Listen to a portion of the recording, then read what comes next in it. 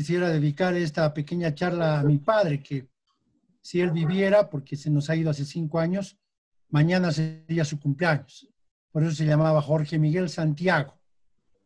Bien, pues entonces, la cultura Moyo es una cultura realmente impresionante, ¿no? Es una cultura que podríamos considerarla una de las más importantes culturas prehispánicas desarrolladas en territorio, ¿no? Simplemente quiero darles un pantallazo, ¿no? Según algunos investigadores, los Moyo habrían sido resabio, de alguna manera, de la cultura de Tiwanaku. La cultura de Tiwanaku se desarrolló hasta el año 1150 de nuestra era, y los Moyo estarían en actividad, diríamos, entre el año 1200 y 1450 aproximadamente, ¿no?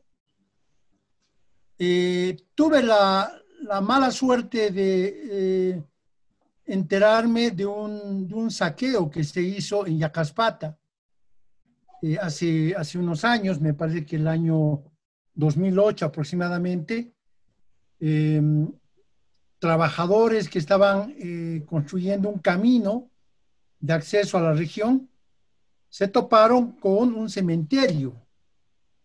Esto es en la provincia de Camacho, ¿no? En la jurisdicción del municipio de Carabuco. Y la maquinaria rompió las tumbas, abrió la tierra, diríamos, y dejó al descubierto estas tumbas. Estas cámaras que ustedes ven en la pantalla son lo que en arqueología llamamos cistas. Son unas tumbas que se hacían depositando el cuerpo del difunto dentro con su ajuar funerario, que normalmente el ajuar era, como muchos de ustedes saben, de piezas cerámicas, ¿no?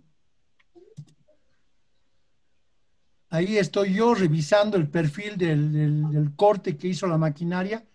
Lastimosamente, como ustedes pueden ver, cuando ya llegamos, las tumbas habían sido saqueadas, ¿no? Por los propios trabajadores.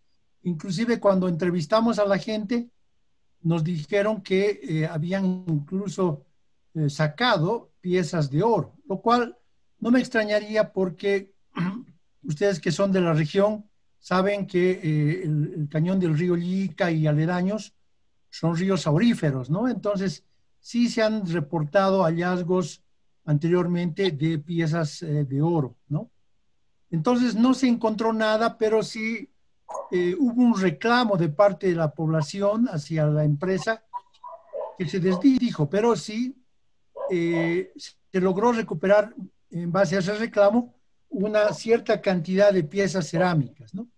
Estas es algunas de las imágenes que se ven desde este cruce de caminos, donde justamente hay un Cristo, ¿no? Ustedes deben ubicarse bastante bien.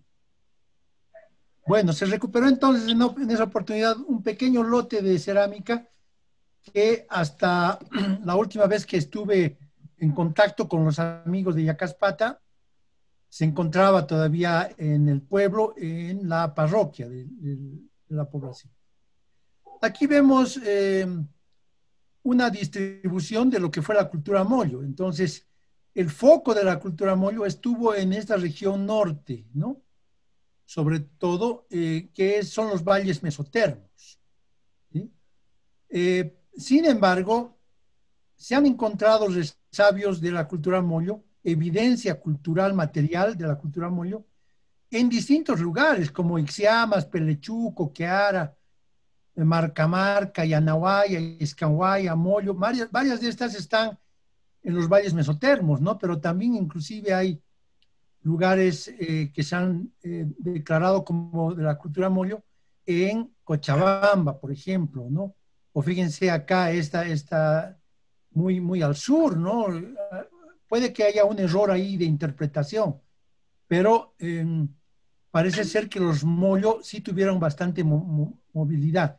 Y esto es en el territorio boliviano. No se olviden que las fronteras prehispánicas son diferentes. Entonces, en el territorio peruano hay también evidencias, aunque allá no le llaman cultura Moyo, ¿no?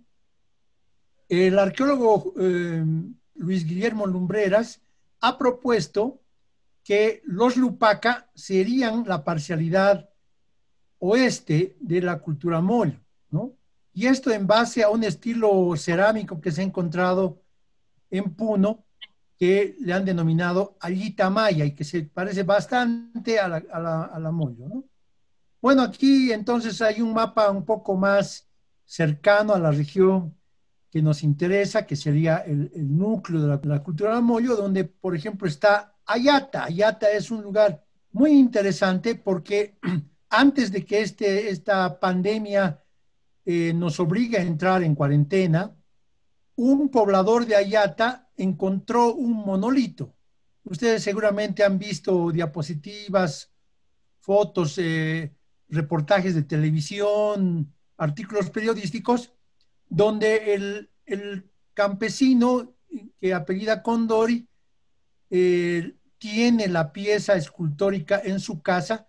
No es una pieza muy grande, calculo que tendrá 1,5 metros, y bueno, les digo porque son puros cálculos que he hecho en base a las fotografías. Desde que se ha declarado la cuarentena, yo no he salido al campo, entonces no he ido al lugar, pero he hecho una interpretación y yo creo que esa pieza que ha encontrado el señor Condori corresponde a la cultura chiripa, que es una cultura del formativo, anterior inclusive a la cultura tiwanaku, aunque en un error de interpretación, algún arqueólogo de la unidad de arqueología que se ha cerrado hace pocos días, decía que era de la cultura Moyo. Ese es un grave error de interpretación, porque el estilo claramente es estilo formativo. Ahora, el área es Moyo, pero la pieza no es de la cultura Moyo, sino de una cultura anterior. Es como si viéramos salir del horno a un gato y diríamos que es pan, solamente porque ha salido del horno, ¿no? Entonces,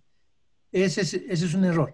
Ahora, fíjense, un poco más al norte está vuestra población, que no conozco, que me gustaría muchísimo conocer. Ya Marcelo me ha prometido que me va a llevar. Y allí se tiene evidencia de hallazgos de cerámica de otra cultura. Una cultura que en este caso es ulterior a la cultura Moyo y es la última que se va a desarrollar independientemente de los españoles. Es decir, es la cultura inca. La última que no tuvo influencia española y que más bien fue cortada por los españoles. Y, por supuesto, ustedes ya conocen el resto de la historia. Se inicia otro periodo que se llama el periodo colonial, ¿no es cierto? Entonces, este es el área que nos interesa básicamente, ¿no?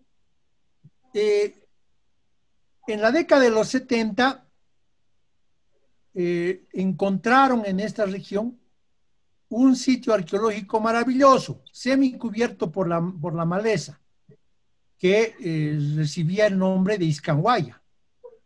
Entonces, por muchos años, Iscanguaya ha sido objeto de estudio de los arqueólogos, empezando por mi maestro, ya fallecido también hace muchos años, el doctor Carlos Ponce Sanginés, quien además era de la región.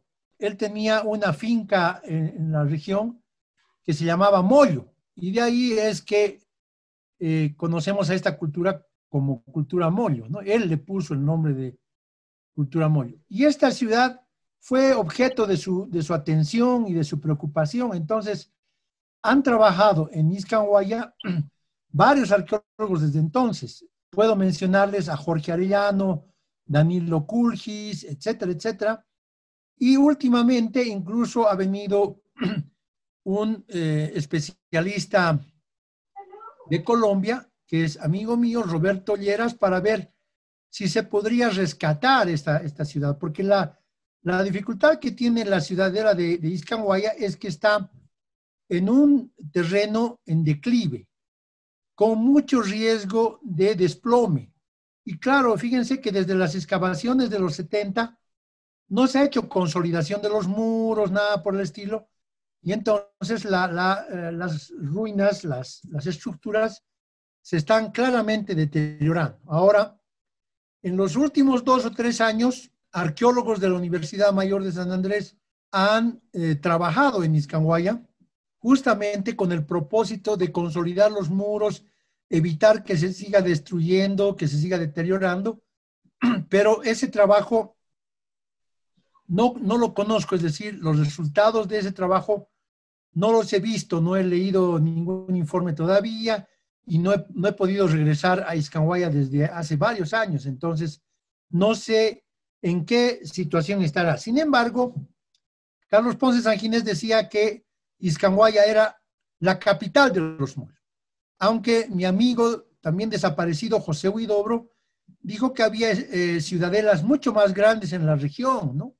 Mencionaba, por ejemplo, a Payayunga, pero claro, no se conocen estas ciudadelas porque la naturaleza se ha ocupado de cubrirlas y de destrozarlas también. Entonces, toda la vegetación y qué sé yo, ha cubierto las ciudadelas, ¿no?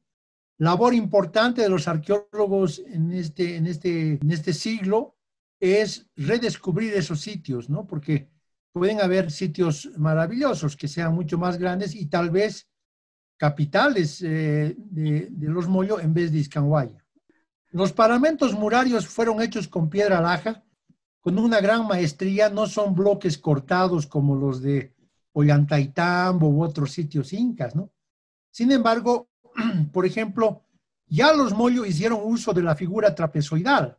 Entonces, cuando encontraron la ciudadela de Iscanguaya y la empezaron a excavar, los primeros reportes que aparecieron en la prensa decían se encontró ciudadela inca y eran mollos. Pero ¿de dónde salía la confusión? Justamente de la forma trapezoidal. Significa que la forma trapezoidal que encontramos en la arquitectura inca fue copiada de los mollos. Eso creo que es muy interesante. Aquí en esta fotografía en perspectiva, en la de abajo, observamos las viviendas que eran compuestas sobre todo por dos habitaciones. Una habitación interior a la cual se accedía por una puerta y que seguramente era el dormitorio de la familia. Y una habitación hacia afuera donde seguramente realizaban labores domésticas, como por ejemplo la cocina, la alimentación, el trabajo de algunas artesanías, qué sé yo, ¿no? Fíjense que también usaban, por ejemplo, estas repisas. Y este color amarillo era el color original de las pinturas porque las paredes estaban revocadas. El enlucido que tenían estas paredes se ha perdido con el tiempo, las lluvias, etcétera, pero bajo las repisas se conservó porque evidentemente la repisa evitó que la lluvia lave toda la pared y quedó esta esquina como testigo. Lo mismo vemos en la siguiente habitación y tal vez en las otras, ¿no es cierto?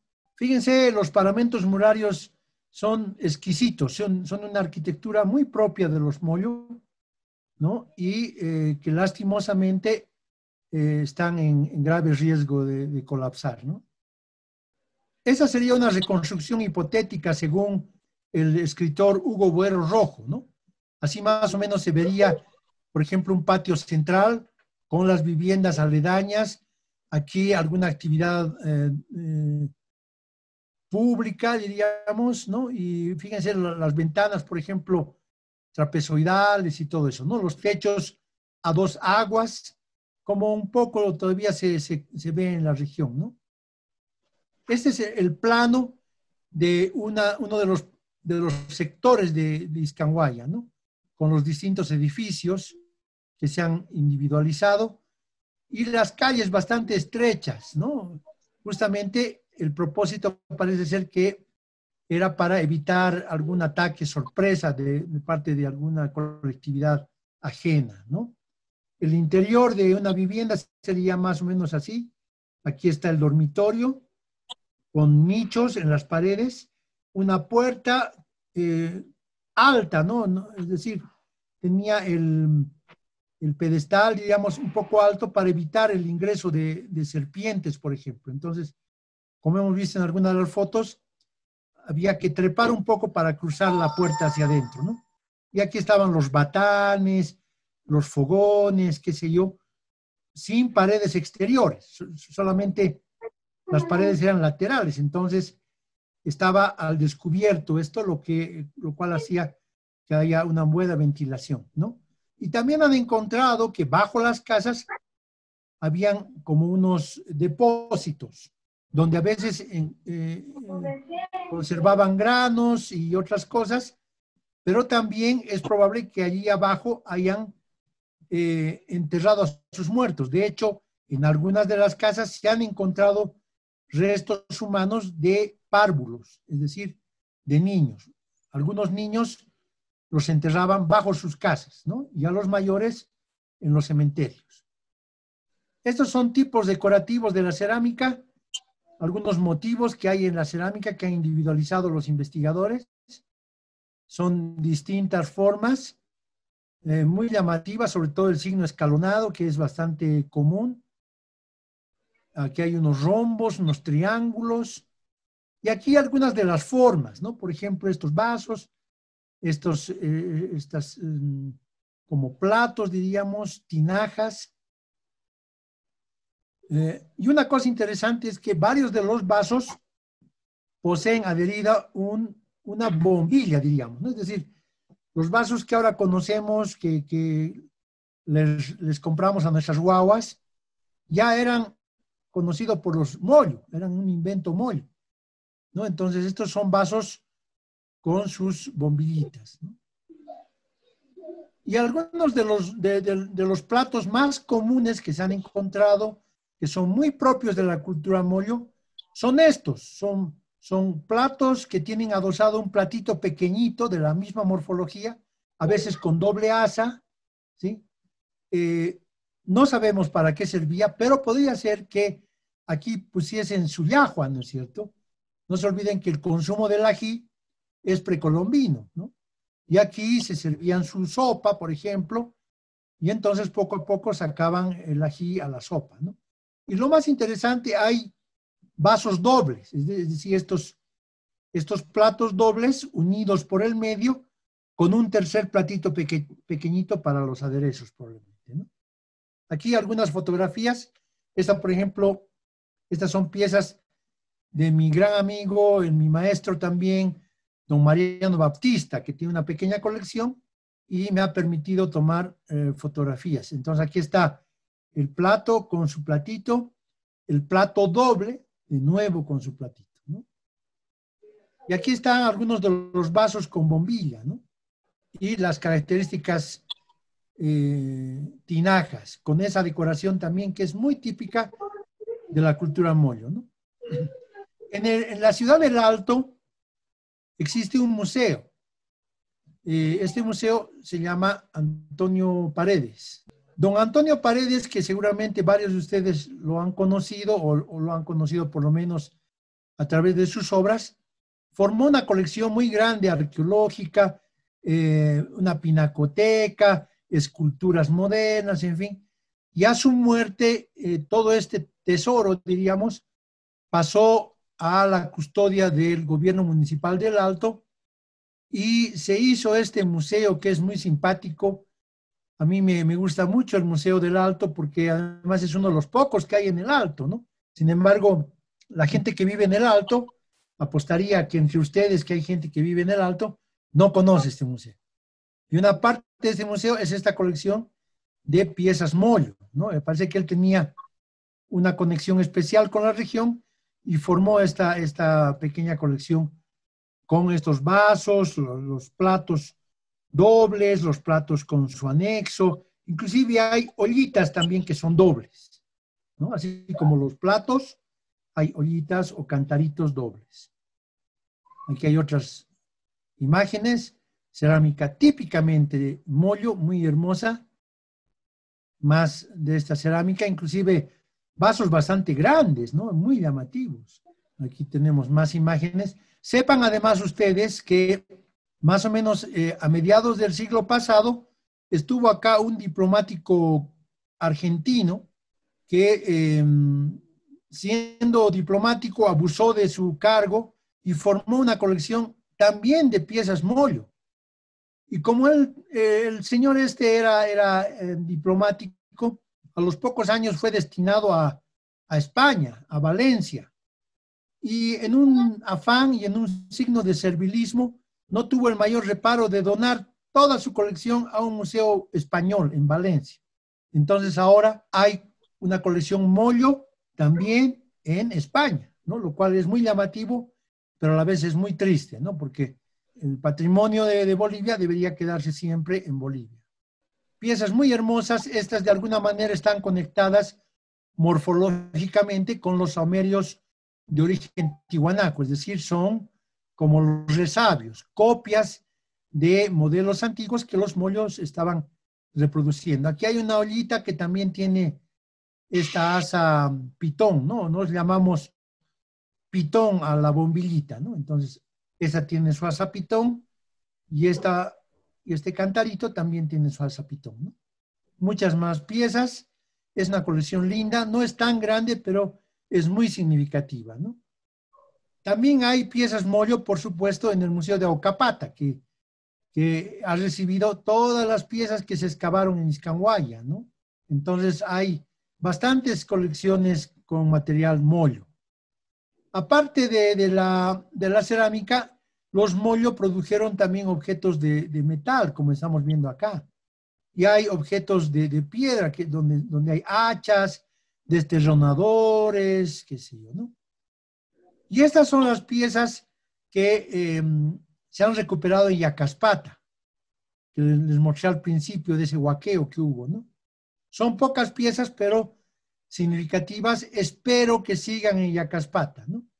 Y mi amigo, tal vez ustedes lo conocen, Ángel David Alarcón Machicado, escribió un libro sobre la cultura mollo de Yacaspata. Espero que Marcelo escriba un libro que se llame La cultura mollo en Camata, ¿no? Y con eso tendríamos una especie de serie de libros y un enriquecimiento significativo a nuestra cultura que nos hable además sobre los mollos. Entonces, con esta breve presentación, espero que les haya interesado, les haya servido y podemos, si Marcelo está de acuerdo, responder un par de preguntas, ¿no? Si hubiera preguntas.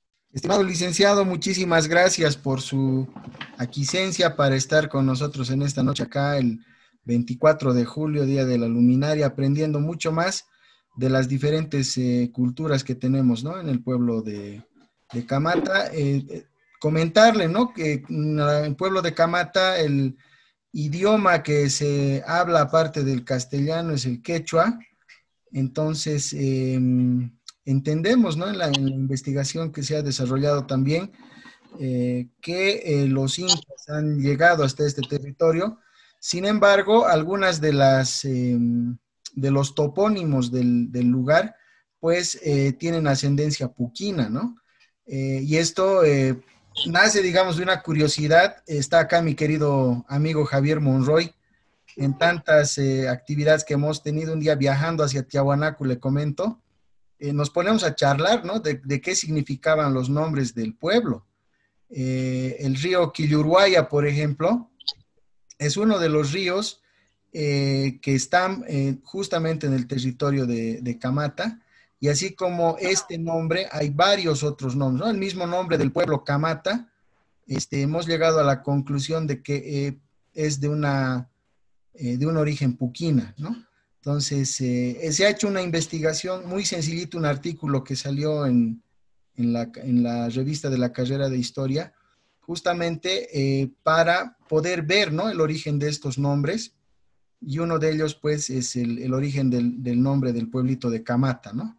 Que desde la lógica del idioma puquina significaría el lugar de la labor y los oficios, significaría, ¿no? O mucho trabajo, como le decimos, porque realmente la gente que vive en el pueblo de Camata trabaja desde que sale el sol hasta que se oculta, y siguen todavía, ¿no? Haciendo sus diferentes actividades por lo escarpado del terreno, por las distancias que existen, ¿no? Entre un lugar y otro. Es realmente muy, muy interesante la exposición que usted nos ha presentado. Y justamente, como usted mismo lo ha dicho, el compromiso para llevarlo al pueblo de Camata, inmediatamente pase, digamos, este tema de la pandemia y se levante la restricción para poder viajar, pues lo vamos a recibir con los brazos abiertos. Si le gusta el pueblito, pues lo vamos a adoptar con mucho cariño para que usted sea parte también del pueblo. Tenemos una preguntita de Rui Velasco. Querido Sí, Rui, si tienes la pregunta para el licenciado Sagárnaga. gracias, Marcelito. Mi pregunta es la siguiente, que tengo mucha curiosidad. Dentro de la cultura Mollo, bueno, la cultura Mollo, por lo que el licenciado indicó, tuvo bastantes asentamientos, ¿no? Desde la parte norte, incluso hasta la parte sur de Tarija, lo que explicó. Sin embargo, la pregunta es esta, ¿no? ¿Se sabe de alguna ruta, por ejemplo, que tuvieron la cultura Mollo? ¿Se sabe si existió esa, por decir, esa expansión según un tipo de patrón? O por decir, como colonizar o expandir su cultura. Bueno, gracias Rui y gracias además Marcelo por, por ese nombramiento anticipado. Por supuesto que voy a estar contento y feliz de estar en Camata y si ustedes tienen la gentileza de adoptarme como camateño, pues para mí va a ser un honor. Bien, Rui, los diferentes pueblos cuando se expanden no tienen exactamente rutas preconcebidas, ¿no? Lo que tienen son intereses. Por ejemplo, los incas, cuando conquistan el Collasuyo, tienen dos intereses. El interés económico sobre los valles de Cochabamba y Chuquisaca, por la producción de maíz, sobre todo, y el interés religioso, ¿no? Porque en su mito de origen, los incas fundadores, Manco Cápac y Mama Ocllo, habrían salido del lago Titicaca. Entonces, tenían que ellos reconquistar esta región como reconquistaron o pretendieron reconquistar los europeos Tierra Santa, ¿no? En el siglo XII, digamos. Entonces, yo creo que los tihuanacotas, y antes que ellos, otros pueblos como los Chiripa, se dieron cuenta de que los valles mesotermos que ahora están ubicados en el norte del departamento, sobre todo en la provincia Muñecas, eran muy importantes, sobre todo porque eran valles templados y había una producción agrícola vasta, como todavía hay, ¿no es cierto? Hay una muy buena producción de maíz, por ejemplo, y estando allá varias veces he visto, por ejemplo, la chirimoya, que es una maravilla de chirimoya en esa región. Bueno, entonces, ya los tihuanacotas se asentaron allá, los chiripas antes que ellos, y cuando Tihuanaco desaparece, hay una conversión, un cambio cultural, y se conforma ahí un señorío, ¿no? Que conocemos ahora como señorío Mollo, aunque muchos especialistas dicen que el término señorío sería inexacto, pero digamos un reinado, una formación social importante, ¿no? Y lo que sí es evidente es que hay caminos prehispánicos en la región, ¿no? Para que se comuniquen tanto al interior del área Mollo como con otras regiones. Y esos caminos ya fueron también iniciados por los tihuanacotas, ¿no? Es un error decir caminos del Inca. Los incas prácticamente no hicieron ningún camino. Los caminos los han debido hacer los tihuanacotas y posteriormente los mollos, por lo menos en esa región, ¿no? No sé si con eso respondo su pregunta, Rui. No, eso me lleva a tener más curiosidad, licenciado. Como dijo, la expansión se debe a cierto tipo de intereses, ¿no?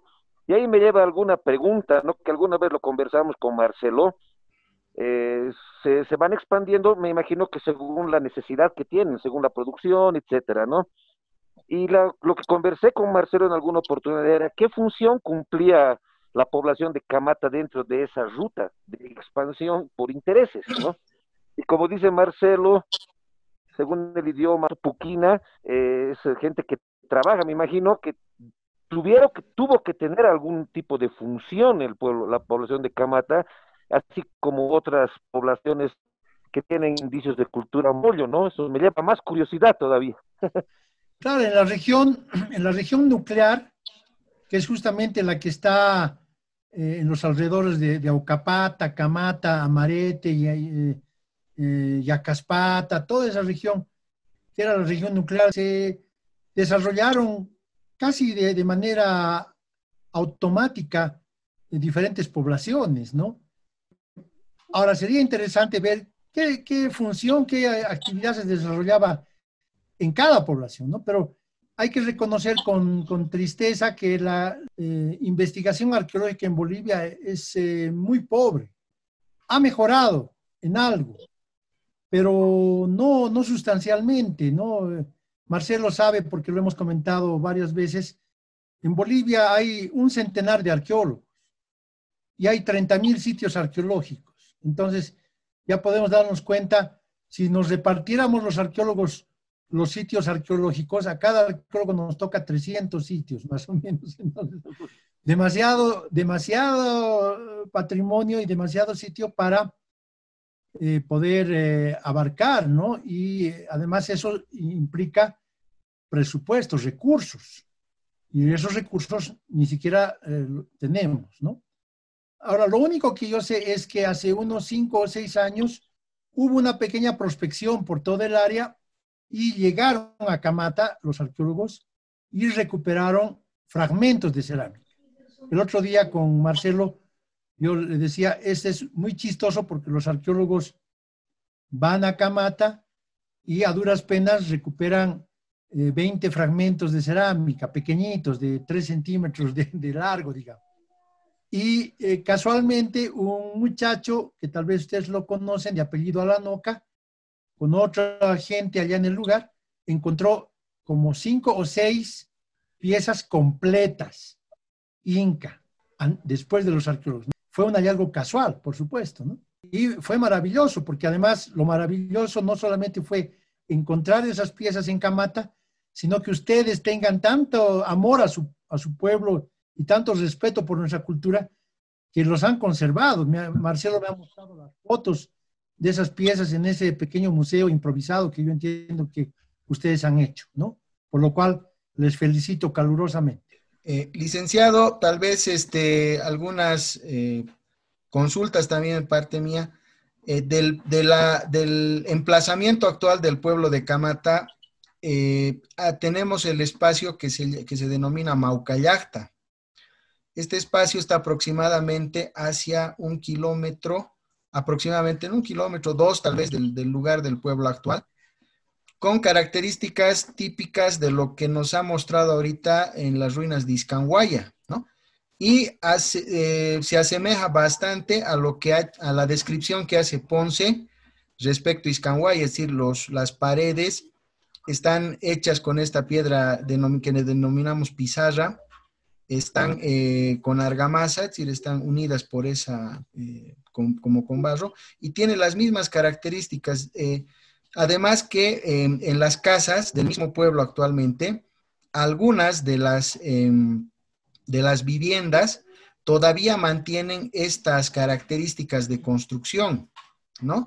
Y también dentro de las mismas casas actualmente, acá de varios de los compañeros que nos están siguiendo ahora, en los mismos patios, en las mismas casitas, están todavía presentes estas terrazas de cultivo que describe también Ponce en su trabajo, ¿no?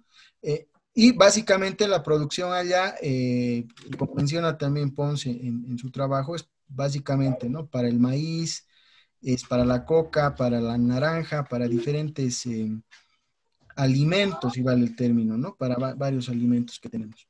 Ese, por un lado, es una de las líneas de investigación que queremos seguir. La otra línea de investigación es justamente este tema del Puquina, porque como les decía, hay varios nombres en Puquina. Acá está nuestro querido hermano Javier Monroy también. No sé si quieres preguntar algo, Javierito.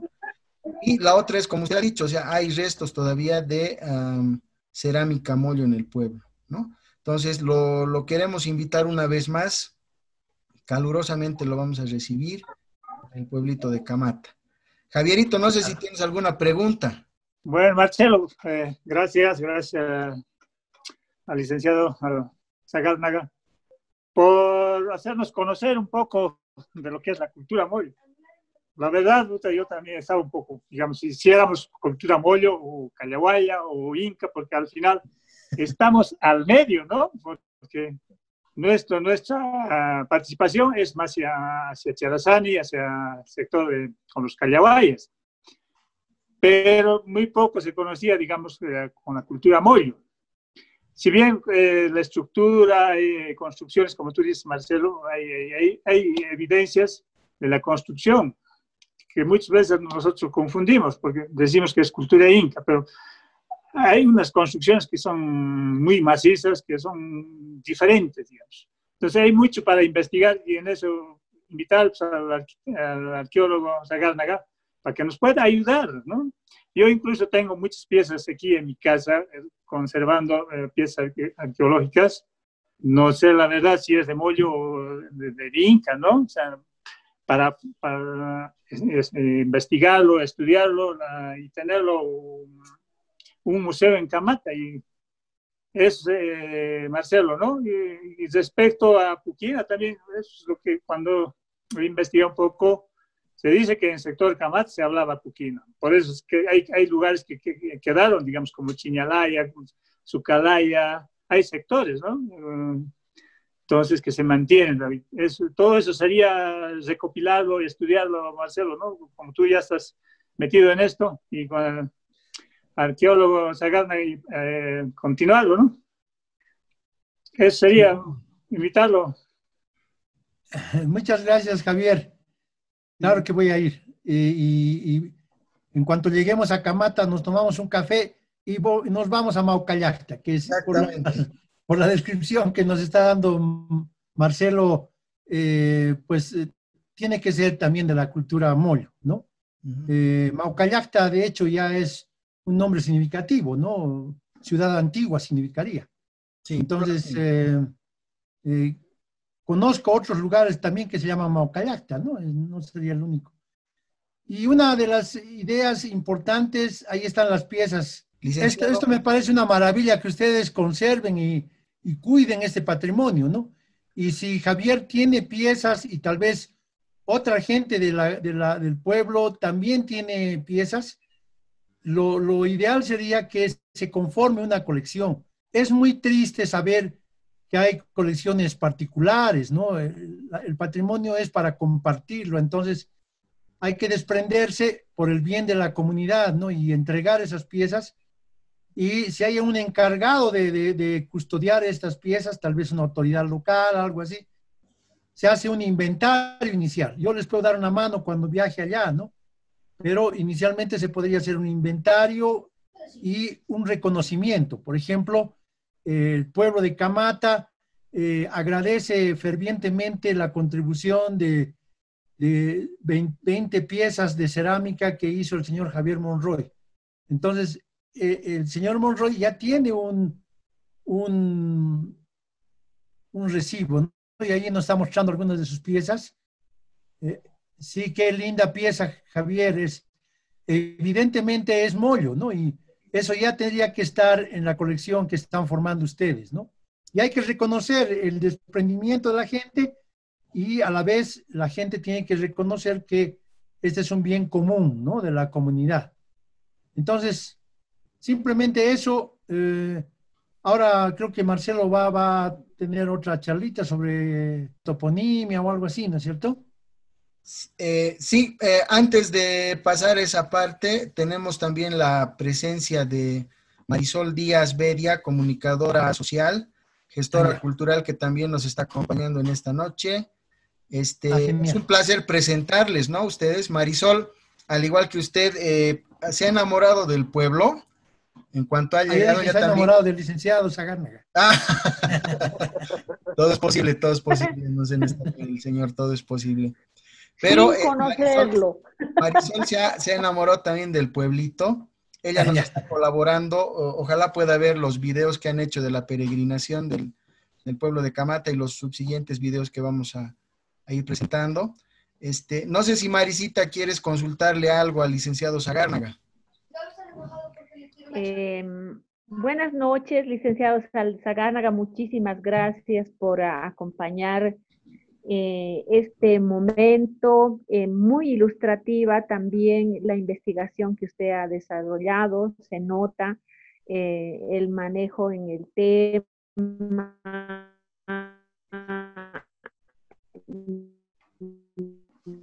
la profundidad en su investigación, un poco los pasos de usted en su investigación, y evidentemente yo creo que si hay algo interesante que sale de este conversatorio es que con las bases y con toda la información que se tiene sobre la cultura Moyo, hay que iniciar una investigación de los orígenes de Camata.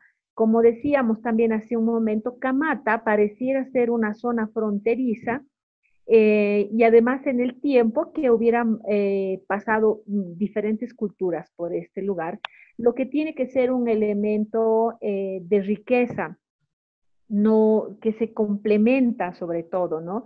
Y que nos da elementos a nosotros o a los, es que yo ya me considero camateña, ¿no?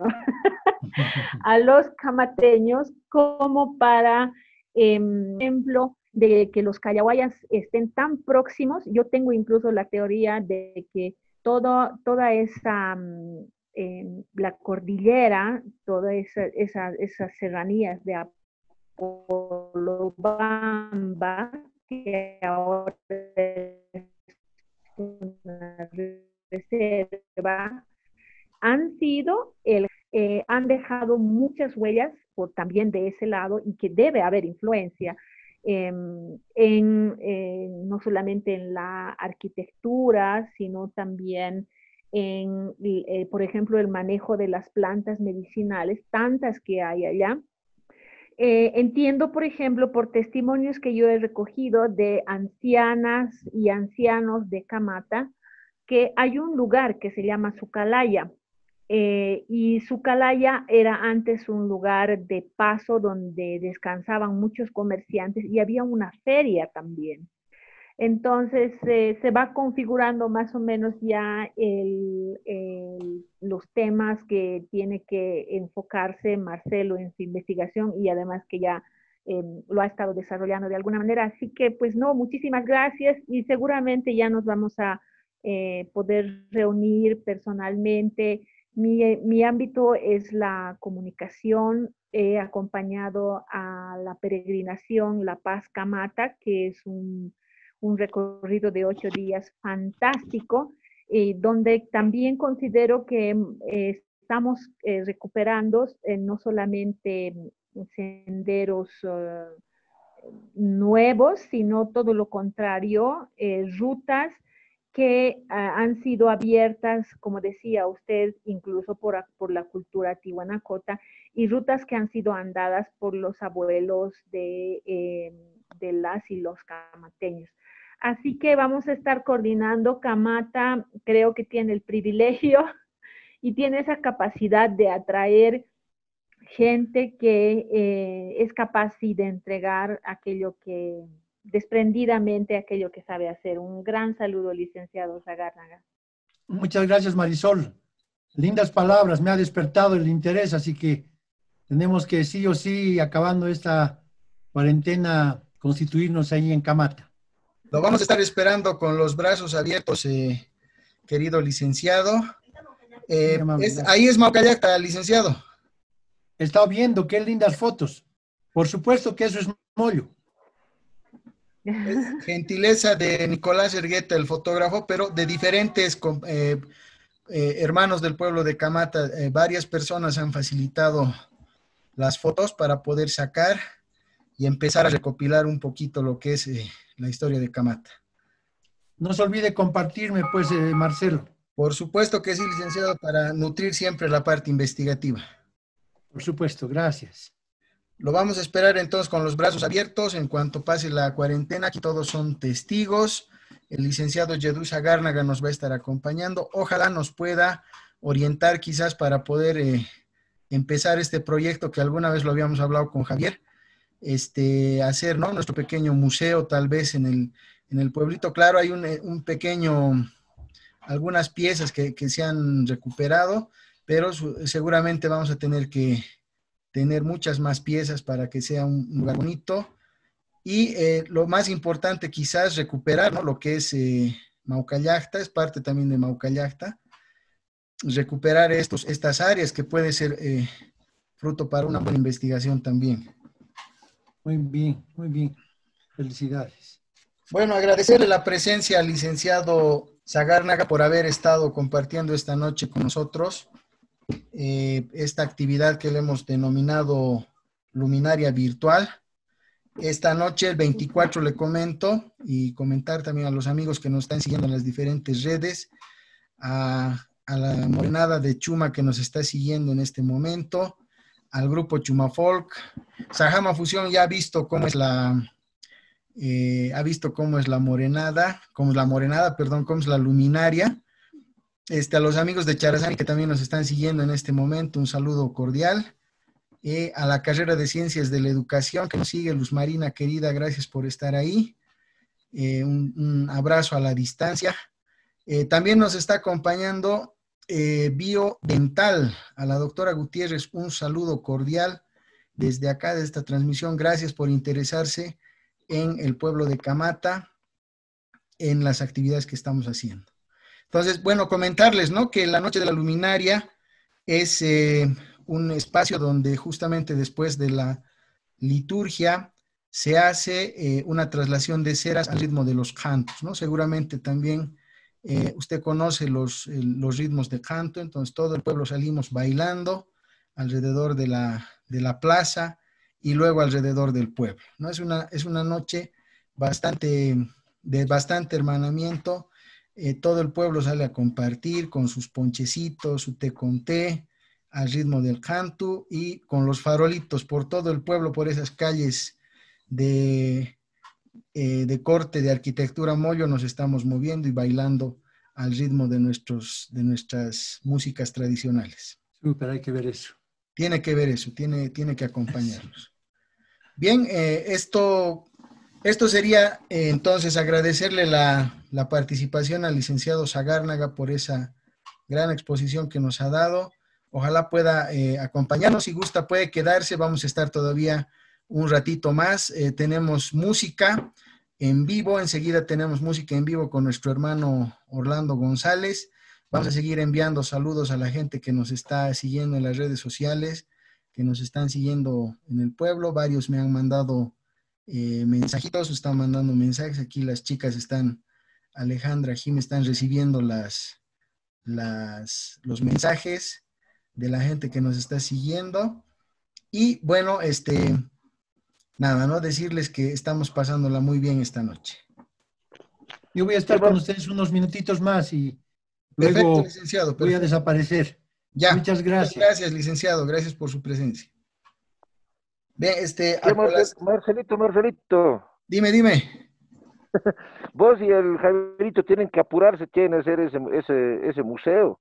Si no, los dos van a acabar ahí como exposición. Como chulpa. Como chulpas. Vamos a hacer, hermano, estamos en eso. No sé, la idea es contar con un espacio, ¿no? Ahí no sé, tal vez por la plaza para hacer un pequeño lugar. Eso ya. En la alcaldía, pues, al lado de la iglesia, creo que hay un espacio. Ahí tal vez se podría, no sé. Javier, ¿cómo la ves vos? Claro. Chicos, la siguiente actividad, una kermés pro museo. Claro, todo se puede hacer. ¡Bravo! Todo se puede programar. De los peregrinos también, pues que sea la otra actividad esa. Bien importante. No. Siempre estamos dispuestos para aportar al pueblo. Nos caracterizamos de hacer algún aporte para el pueblo, ¿no? Y todo esto es un aporte y mejoramiento, y qué mejor recuperar todas las piezas arqueológicas del pueblo, ¿no?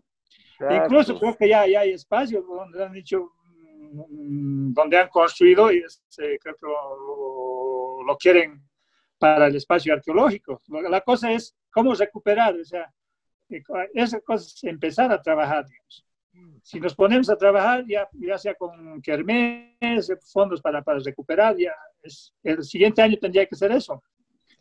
Tendría que ser una actividad primordial, ¿no? Para poder desarrollar, para poder primero preservar, ¿no? Porque en la experiencia que tiene el licenciado Sagárnaga, pues en la isla de Pariti, por ejemplo, han hecho algo similar, han hecho un museo de características comunitarias, después de hacer un trabajo previo arqueológico de investigación y de recuperación, han logrado recuperar las piezas.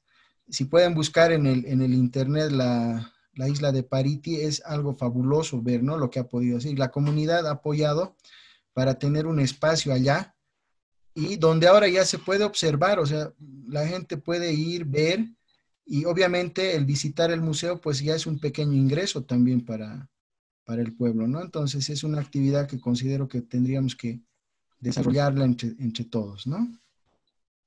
Tal vez podría Javier, pues, darle esta sugerencia a los peregrinos, ¿no? De como una obra que se puede hacer. Entiendo también que en Pariti incluso están replicando, primero han hecho el trabajo de reconstruir algunas piezas que tenían rotas, por ejemplo, y luego el mismo museo se encarga de replicar esas piezas para el mantenimiento del lugar.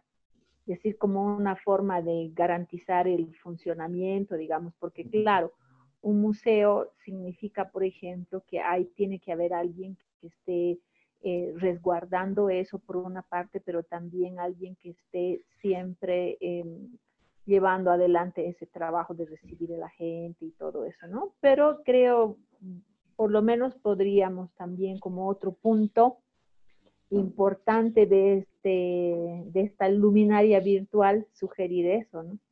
Aparte de la luminaria virtual, ¿dices? Dar esa sugerencia del museo a los peregrinos como siguiente obra.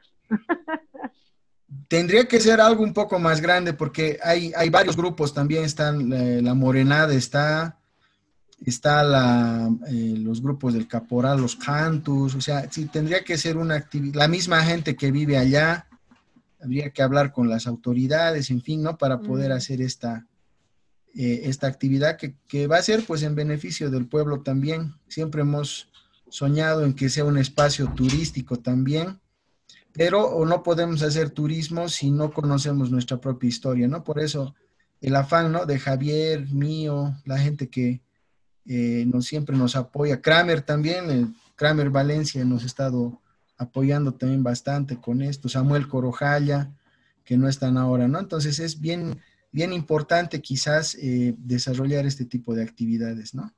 Como decía el licenciado Sagárnaga, hemos hecho una pequeña tablita, eso sí quería compartir con ustedes, y es justamente preguntándole al Javier, a la Rosemary, al René, a tantos amigos, ¿no? ¿Qué significan los lugares del pueblo? Y hemos hecho una pequeña tabla, no sé, esto ya me ha faltado tiempo para poder ponerlo en presentación, hemos estado con varias cosas, pero hay nombres, por ejemplo, bastante características del Puquina, ¿no? Por ejemplo, está Chinalaya, ¿no? Chinalaya no es una palabra, sí, Chinalaya no es una palabra ni quechua ni aymara, ¿no? Es de una ascendencia puquina. Es decir, todos los topónimos que son, todos los topónimos que tienen las terminaciones laya, vaya y guaya, según Alfredo Torero, habían sido de corte puquina, ¿no? Entonces, Quillurguaya, por ejemplo, el río Quillurguaya es de corte puquina. Chinalaya es también de corte puquina. Después, a ver qué más hemos encontrado. Encontrado Guayuata, por ejemplo, también es de corte puquina. Maucallacta, obviamente, Paltahuaycu, Pilapata. Hay mezcla, ¿no? Entre algunos de los nombres que nosotros hemos podido ver, entre quechua, aymara, entre varios de estos, ¿no? Es grande todavía el espacio para poder seguir haciendo la investigación. Espero que haya sido de su agrado, ¿no? Tener la visita y estar con el licenciado Sagárnaga. Seguramente vamos a tener otras actividades más.